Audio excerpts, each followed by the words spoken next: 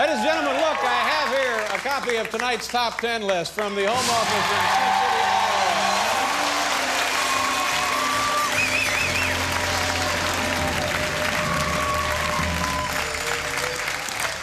Iowa. The category, baseball player demands. A lot of people don't understand the legal intricacies of the baseball strike. The players are gone. It's something to do with the salary cap. The owners want a salary cap. The Major League Baseball players don't want a salary cap. But those are just kind of the headline demands. There are other lists of things that are in question here and are being debated while they're out on strike. Top 10 now, baseball player demands. Here we go. Number 10, no team flights on Continental Airlines. Number 9, goodbye boring baseball caps. Hello festive sombreros. Number 8, make it legal to cork their pants. Number 7, baseballs with delicious chocolate centers. My. Number 6, no more reports from that old guy up at Woodstock. Number 5, 2 words, Streisand tickets. Number 4, every team has to have at least one player named Mookie. Number 3, plenty of dugout slim fast. Well, I don't know why. Look at that. Oh, man.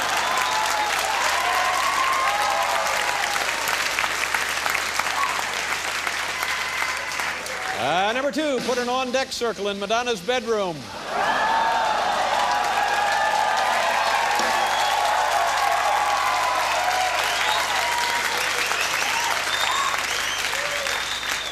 Ladies and gentlemen, it's our Friday night festival of peace and love. Please get a hold of yourselves. Mellow out, dudes. And the number 1 baseball player demand, more games against the Mets.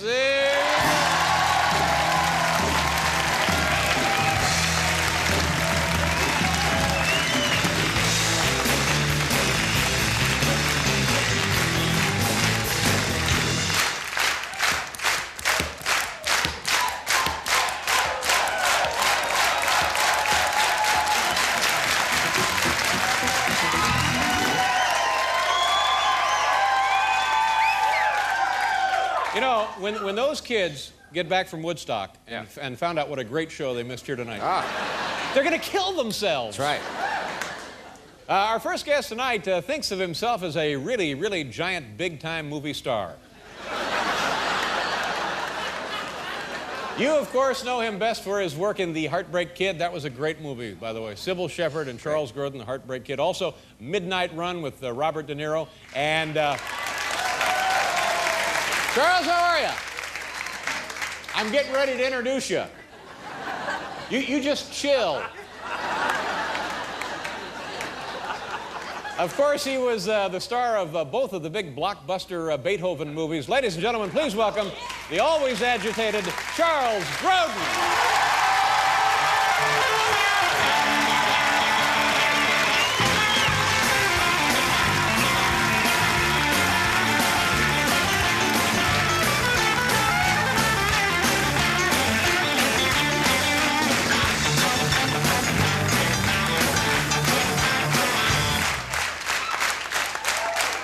Come on, do something. Go nuts. Come on. Come on.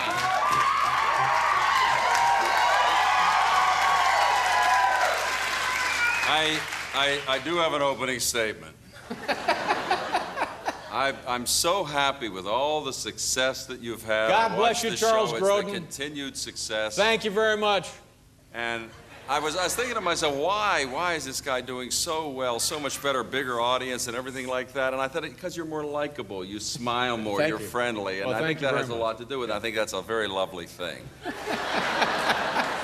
But the other night, I was watching the show, and my wife, who was usually asleep by the time, woke up a little bit, and she looked at it with me, and she said, why does David smile so much? I said, he's being more friendly. Yeah, and it's working, I'm enjoying myself. It's working very well. She says, but a lot of the times when he's smiling or grinning, you don't know what he's smiling about or grinning about. That ain't my problem. Right. But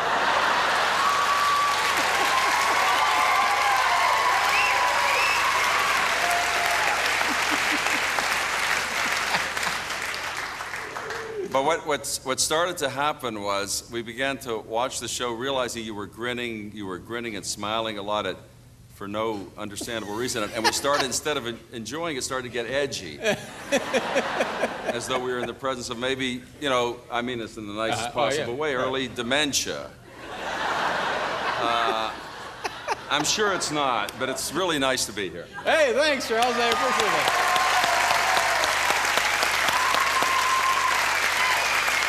See, now, I understand exactly what you're saying, and I think it's interesting. I think it's telling that because you see someone else enjoying himself at his job, you think I have to be nuts. No, what does that say about you? I don't think that makes you the biggest cynic in the world. No, I think when you're just like grinning out into space, and at first I thought, well, he's remembering he gets paid all this money, but that's been to some time. That works, but if you just grin, if I would suddenly sit here and go, you know, people would start to feel like, what the hell, you know, and that's what's happening. Right. I'm just trying to say that as a friend. Okay, so I shouldn't. I say if you smile or grin, be sure that we know what you're smiling or grinning about. Well, I'm laughing. Just don't make it like abstract out there. I'll tell you what I find amusing right this very minute. You're going to a your outfit. Thank you very much. Thank you. Good night, everybody. Good night. Drive safely. All right. Let's talk about. You look like you ought to be working in the yard at a state home or something. Let's talk about our outfits. One person is dressed. I have a suit on. To present yourself to people. That's right. And one person is dressed the way he wants to be dressed, not to present himself to people. Well, it says to me once again, and it's not that it's awful, it's just a little unkempt looking. And it says to me... I'm more like an actual person, and you're more like David Letterman. Yes, but this isn't actual life. This is show business, buddy. Pick it up a little. Pick it up a little bit. I take your point. That's interesting. No, you gotta. I hadn't thought of it that way. I thought I was just coming to like, you know, this is show business. All right. See, to me that maybe says... I should grin more.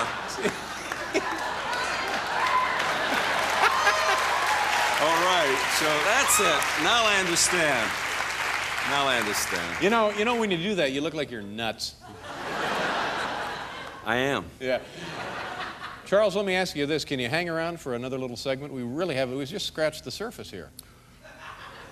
Do I get paid extra? No, you get the same fee, but we can hang around and chat a little more. Do you mind? Stay right there. All right. All right. I don't get extra? No, you don't get anything extra. It's just the fun and the thrill of being here with me. Yeah, but it's cold as hell out here. It's our Friday night festival so of peace cold. and love. You need thermal underwear. Agassi, do you play tennis? No. Have you ever tried to play tennis? No. You look like a tennis player. No. I bet you played in high school. Did you play in grade school? Did you Never. take lessons? No. Do you have a racket? No. Does your wife play? Anybody in your family play? No. Do you go to tennis matches? I have no. Been to the U.S. Open? I don't like tennis. Ever been to the Wimbledon tournament? I don't like tennis. My brother was a tennis champion. Oh, wow. That's great. That's great. Maybe we can get him on the show. Well, it's great for you, but it was my brother. I couldn't play, and he was a champion. And that irritated you? Yes. I'm all right now, but I haven't thought about it for a long time. You know, last night something wonderful happened on the program. Really? Yeah, Joe Cocker was here, and he's on his way to Woodstock. He's performing there tomorrow. And he had some videotape of an appearance that he did here in the Ed Sullivan Theater in 1969, and we ran the videotape. It was unbelievable. It was an electric moment. It was magic. It was exciting. I'm happy to hear about it. Now, I know that you have a similar situation in your theatrical history. You mean, well, I was first discovered on the Ed Sullivan Show. That's what I'm driving at. That's exactly what I'm driving at. It was years ago. I was just a supporting player in a sketch of a Canadian comedy. It was a skit of a skit. It was a skit. Skit. Sorry. Yeah. Sorry. Oh man, I always do that. Of Simon and Schuster, and I was a supporting player. Simon and Schuster is a big publishing company. Yes, they are. They became a publishing company. They were Who's sketch he thinking of, Paul? Wayne and Schuster. Wayne and Schuster. Yeah, Sorry. Wayne and Schuster. Sorry. Yes. Anyway, it was them. Would it kill you to prepare when you come on these shows? Look at me. I'm ready. I'm here. I think I wrote it down as Simon and Schuster. See, that's it right there. That's the thing. Tell you the truth, even sitting here right now, it makes shut it up. a little uncomfortable. Oh, shut up. You know. Yeah, but no, there's something don't let me wrong interrupt with you.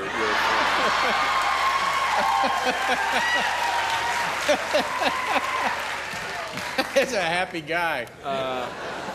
Yeah, I was on the Ed Sullivan Show, and actually I was discovered and went into the movies based on my performance. Do you have the videotape? Did you bring it? I don't. Yes, you do. You have it. I know you have it. I thought you had it. Hal? Yes, sir. Do we have Mr. Grodin's videotape, please? Sure we do. All right, roll it. This will be Charles Grodin. Men of Sherwood Forest. There's the skit right there. It's a Robin Hood skit. Well, where is Robin? At this very moment, he's out. That was me. I just crossed the That was you in the back. Okay. Can you back it up a little? Roll it again in slow motion, Hal. Let's take a look at Charles just Grodin walking up in making the his back debut. there. Here we go. That's me back there. It's just like, that's it, right there, right there. Man. Thank you. I got the Heartbreak Kid off that. Elaine May saw that sketch. She spotted me there, a woman of great vision, and the next then. thing, there it was. She said, "Hold it, stop the." She stopped the frame too. Now, and do she you saw the remember show. what you were thinking of? Because it looks to me like you're laughing at something there. See, talk about people who are laughing. Look. You got that insane... I know why I was smiling. Yeah, what was I the know deal why there? I was grinning. I was smiling because I was convinced, even though no one knew who I was completely unknown. I just got here. I didn't have any money, nothing. I became a night watchman. I had nothing. I got a job as an extra in this thing for like, I don't know what, $70. And I was trying to, what I'm smiling at is I'm trying to hide from the camera because I don't want people to see me in assignment in what is the name of it? Wayne and Schuster sketch. I think it's like it'll be bad for my career. I don't have a career. But I think if people see me as an extra with Wayne and Schuster, it's so pathetic. But I need the $70, you know, so that's what I'm doing on there. And I'm smiling, thinking about the whole situation. I'm not really involved in the Robin Hood sketch at that moment. You're worried and embarrassed that it's going to ruin your career It'll as hurt a my night career, watchman. which I didn't have. Hey, Charles, guess what? You got to go. You mean... Adios. You mean we've been, listen... Fini. Termine. Thank you very much. It's a typical warm salutation. Now, wait a minute. Yeah. You're on me when I'm smiling, and you're on me when I'm brusque. No, let me tell you Go something. ahead and finish that song, will you, Paul? Let me tell you You're something. on me when I'm smiling, now you're off me when I'm brusque. You're a crazy, nutty guy. You were embarrassed about Wayne and Schuster, but we love you, Chuck. Very good. We love you, Very Chuck. close. I want to... Just so we don't end with that. I just want to say that tonight I spoke to our she's the makeup lady that does both of us. She's not the common makeup lady. Right. The makeup woman who works here on the show. Yeah. Woman. What is her name, by the way? Michelle. Right. And I said, Michelle, when I'm on, does David, is it something? He says, yes, it is. It's something special for him. He's kind of like, he says, yes, it is. He knows you're on and it's a special. I said, why? What does he say? Literally, what does he say when he knows I'm coming on? He says, well, I really feel tonight it probably won't suck.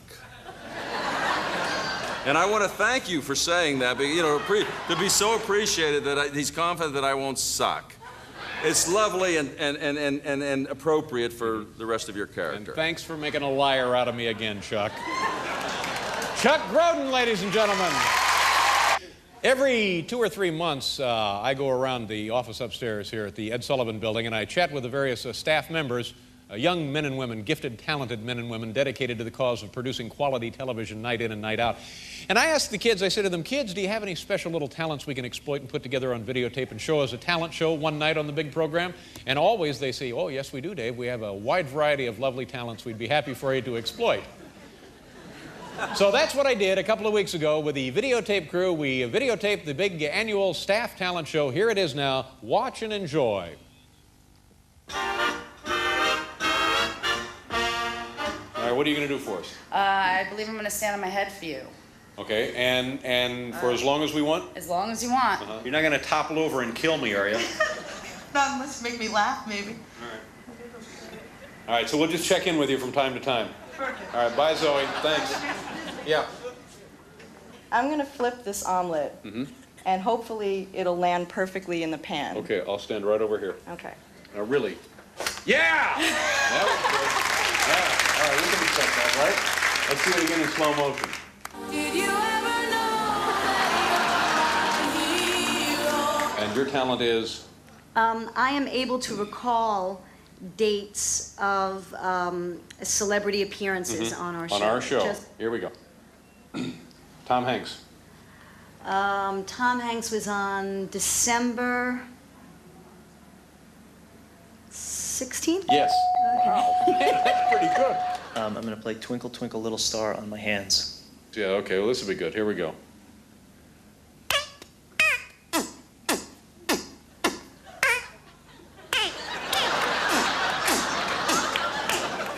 What's your little stunt? It's hardly a stunt. I just eat an orange. Well, that's nothing. Why would you be in the talent I eat show? it with the skin on it, you know, with the rind and all. But how impressive is that?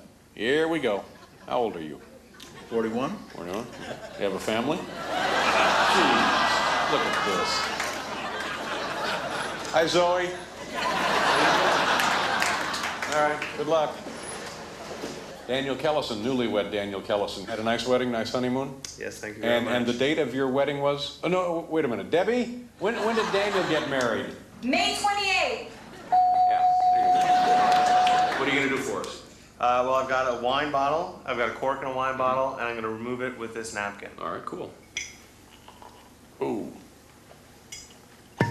Man, wow, that's pretty cool. Nice going.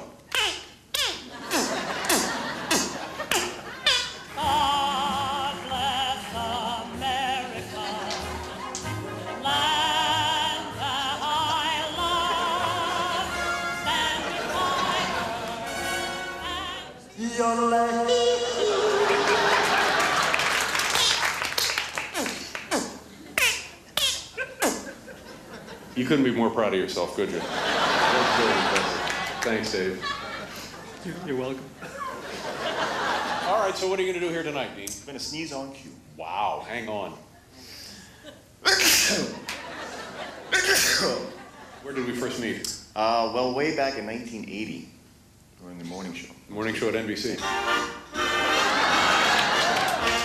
All right, Joe DeBonis and the camera flipping. All right, back up, back up. All right. Okay.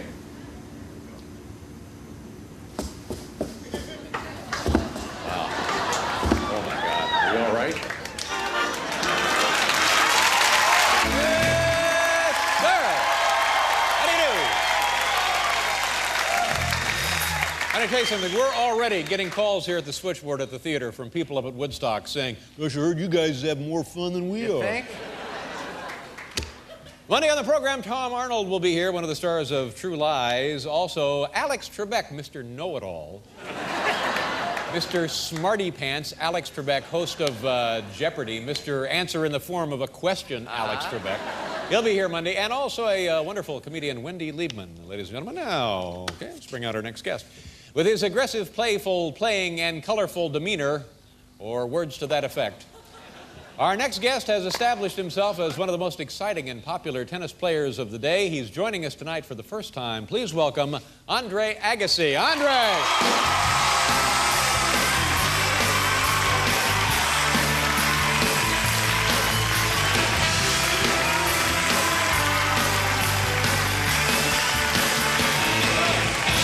Yes, sir! Andre Agassi. Nice to meet you. Thanks, David. Thank you very much for taking the time out of your schedule to be on the show. First of all, let's find out how you're doing. You had some surgery a couple of months ago, your wrist? Actually, in December, but I didn't get over it till a few months ago. And what was the problem? What did they have to do in there? They had to remove a bunch of cartilage, a bunch of scar tissue. It's really gross. You don't want to hear about it. Ooh. Is that a common tennis player ailment? No. Yeah. No, I just, you know, I mean, this is what I use, and I do it so hard, so many times, you can injure it, you know? Yeah. I had that problem in high school. Hey, stop it. Festival of Peace and Love, I'm sorry. But you recovered, and you've actually won a tournament since you had the surgery, is that right? Yeah, just the Canadian Open up in Toronto. That's good, Yeah. that's good. Now,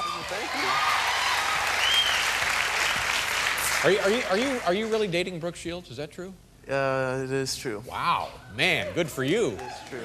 Thank you. Did that have anything to do with the surgery? No, never mind. I don't know what's the matter with me. Forgive me. It helped me recover from my surgery. Are you getting ready for the U.S. Open? U.S. Open is in 3 weeks. Yeah, do you like that tournament? I love the tournament, you know. The fans are so intense here. You know, you walk on the court, hey, bum, get off the court, you know what I mean? And Jimmy Connors is not playing this year. I don't know what Jimmy's doing. Yeah, I heard he is not playing in the tournament this year, which is too bad because he's 64. We're gonna miss.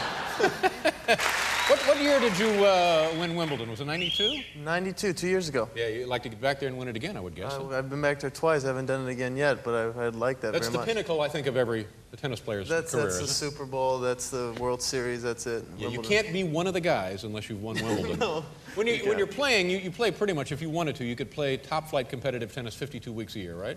Every week there's a tournament. All over the world. All over the world. No off-season whatsoever. Is there any, in addition to all of the other problems with travel and flight and so forth, is there any problems with like tennis officials that don't speak your language or you don't speak their language, or is it the universal language of tennis makes it not a problem? You know, it's a universal language. However, I was in Osaka one time playing in Japan, and there was this one-line judge. I'd get up to serve, I'd hit the serve out wide, I'd miss the line, and instead of yelling fault, he would yell fart.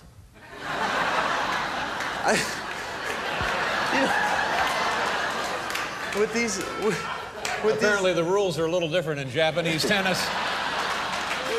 Goodness. This person's accent absolutely drove me nuts. I mean, to the point where I missed the first serve. I started laughing so hard that I got a time violation because I wasn't. So the whole match I was just kind of playing one side of the court, so I wouldn't have to hear fart, you know, all the time. The ugly underbelly of professional tennis. So what do you do now between before the tournament, the U.S. Open, to get ready? I'm playing in New Haven starting on Monday for a week, and then I'll have the week off before the U.S. Open to, you know, fine-tune and get ready for it. Now, when we watch the U.S. Open, will there be a lot of shots of Brooke in the stands rooting you on? The cameras seem to like her a lot. That'd yeah, be great. So they hey, now, what happened to Barbara Streisand? Was that true? Were you and Barbara Streisand? You know, I thought you were going to be different, David. I really did. I said I won't have to answer any Barbara questions, but... You're just good friends. We're very good friends, absolutely. Look at that smile. Okay. Nice to meet you. Have great luck and good success in the U.S. Open. We'll be watching for you, Andre. Oh, thanks for coming by. Andre Agassi, ladies and gentlemen. Yes, sir. We're out of time, folks. My thanks to Andre Agassi. Can you get me a deal on a camera? That'd be great. Thank you. My thanks also to Charles Grodin on Monday, Tom Arnold, Alex Trebek, Wendy Liebman. You folks have been terrific. Have a great weekend. Thanks for watching. Good night, everybody.